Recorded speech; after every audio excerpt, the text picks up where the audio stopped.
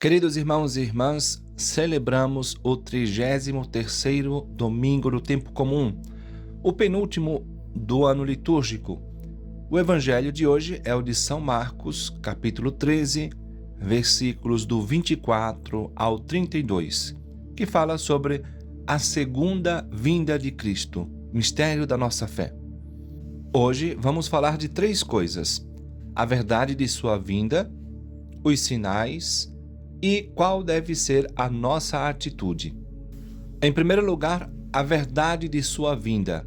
Diz o Evangelho: verão o Filho do Homem vir sobre as nuvens com grande poder e glória. Este trecho do Evangelho de São Marcos nos recorda um dos últimos sermões de Cristo, no qual Nosso Senhor nos fala de sua segunda vinda, ou terceira, se quisermos, conforme se conte, já que veio na encarnação, vem a cada alma pela graça e a cruz. A Sagrada Escritura chama esta vinda de visitação e virá ao final dos tempos. Jesus Cristo volta e sua volta é um dogma da nossa fé. É um dos dogmas mais importantes, colocado entre os 14 artigos de fé que recitamos no símbolo niceno-constantinopolitano nas missas solenes, e virá com glória julgar os vivos e os mortos. Que Jesus Cristo vai voltar está revelado, super revelado. Os anjos dizem aos apóstolos durante a ascensão: este mesmo Jesus virá assim, tal como viste subir ao céu. São Paulo fala aos Tessalonicenses da necessidade de esperar o Filho Jesus que virá dos céus, e também fala da vinda de nosso Senhor Jesus Cristo com todos os seus santos, e sobretudo o próprio Cristo no momento de seu julgamento diante do Sinédrio, diz aos sumos sacerdotes com palavras muito graves: vos declaro que a partir de agora verão o Filho do Homem sentado à mão direita do poder e vindo sobre as nuvens do céu. Este dogma da segunda vinda de Cristo é fundamental para a nossa fé. E é tão importante como o de sua primeira vinda, quer dizer, a encarnação. São Policarpo de Esmirna escreveu aos Filipenses estas terríveis palavras: quem não reconhece que Jesus Cristo veio na carne é um anticristo, e quem rejeita o testemunho da cruz vem do diabo. E quem perverte as palavras do Senhor, adaptando-as aos seus malvados desejos, e nega a ressurreição e o juízo, este é o primogênito de Satanás. Meus irmãos, até tal ponto é necessário hoje que este dogma seja o distintivo dos verdadeiros cristãos. O padre Leonardo Castellani, em seu livro Os Papéis de Benjamin Benavides, põe este diálogo entre dois personagens. O que está acontecendo hoje? Antes, para reconhecer a Cristo, bastava acreditar que tinha vindo. Hoje é necessário acreditar que ele vai voltar. Como? Disse eu. Não é a mesma coisa? Não, disse Benia. Que Cristo veio, hoje não é dificultoso aceitar. Até meu amigo Jacome, que viu você dias atrás comigo, e todos os judeus, reconhecem a Cristo como um grande homem de nossa raça. E Bergson diz que não há dificuldade em lhe chamar Deus.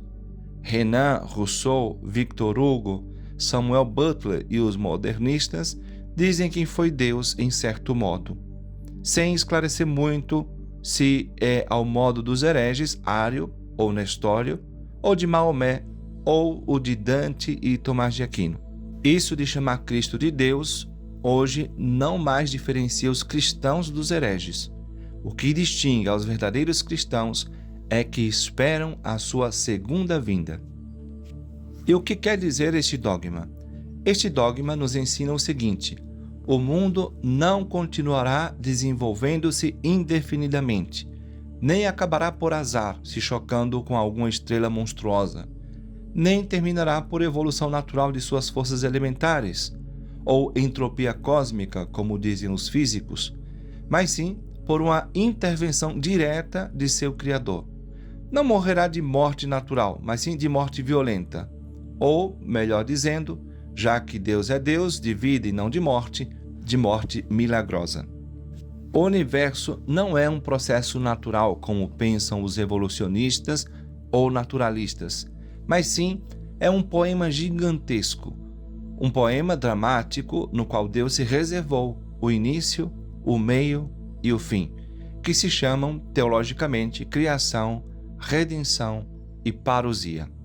Os personagens são os humanos, as forças naturais são os maquinistas, mas o primeiro ator e o diretor da orquestra é Deus.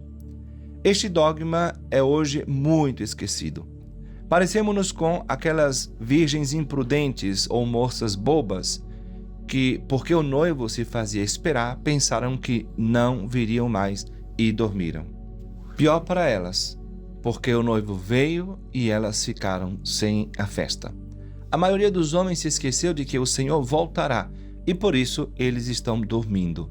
Vivem como se este mundo fosse definitivo. E o que acontece quando a pessoa se esquece deste dogma? Muitas coisas. Primeiro, não entende nada. Nada da fé e nada da história. Nada do homem e nada da escritura. Nada de nada. Porque, como em todas as coisas, é o fim que dá sentido a todo o movimento e processo. A parousia, ou seja, a segunda vinda de Cristo, é o que dá sentido a toda a história. Se me esqueço dela, simplesmente não sei onde estou. É como uma pessoa que subiu a um ônibus sem saber aonde vai. E agora lhe dá vergonha perguntar. Então fica dando voltas como um tonto. Bom, assim há tantos tontos na história, e entre eles se deve incluir muitos sacerdotes e consagrados. Segundo, pode-se cair em uma heresia, que é simplesmente negar que Cristo virá. Muitos caíram nela, incluídos padres e freiras. Foi a heresia de Teilhard de Chardin e é a teologia da libertação e do progressismo. Terceiro, as pessoas se paganizam, porque muitos dos pagãos precisamente professaram isto, que a história é um processo indefinido. Quais serão os sinais da segunda vinda de Cristo? Jesus Cristo disse: "Aprendei da figueira", e nos deu sinais para que nos atentemos, embora sobre o dia preciso não nos disse nada e de propósito o ocultou. Nem os anjos do céu sabem. Por quê? Para que estejamos preparados. Deu-nos alguns indícios que podemos resumir em 3 grupos. Antes da parousia, todas as nações serão evangelizadas com suas culturas, que é o que as faz ser tal ou qual nação. Haverá uma apostasia universal. Se esfriará a caridade de muitos, e com isto a vinda do anticristo. Satanás será solto por um tempo para que seduza as nações. Aqui se dará a conversão em massa dos judeus. Haverá uma grande tribulação como nunca foi vista.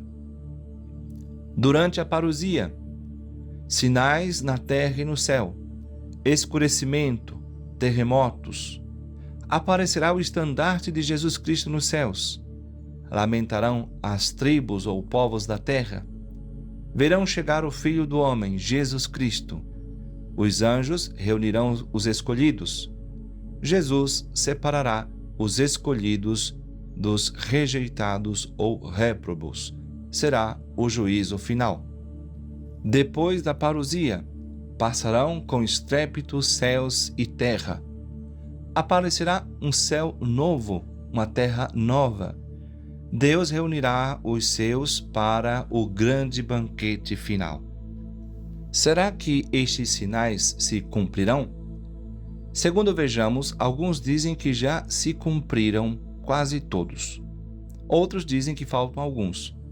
E então? Então isso quer dizer que se deve estar preparado sempre, como se fosse hoje mesmo.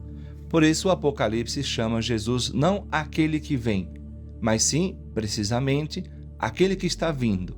Ou seja, a viagem já começou. Ele mesmo se comparou com um ladrão que vem na hora menos esperada.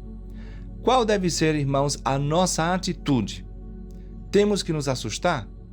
Um pouco não nos viria mal, mas a parousia, ainda descrita de modo tão terrível pelo mesmo Jesus nos evangelhos, é um mistério com 2 caras. é terrível e ao mesmo tempo muito gozoso.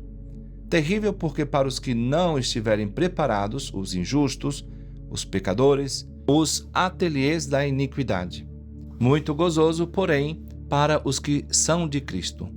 Por isso, o livro do Apocalipse, que relata principalmente a segunda vinda de Cristo, é um livro de consolação, porque Jesus Cristo, especialmente em sua segunda vinda, é o esperado, o desejado.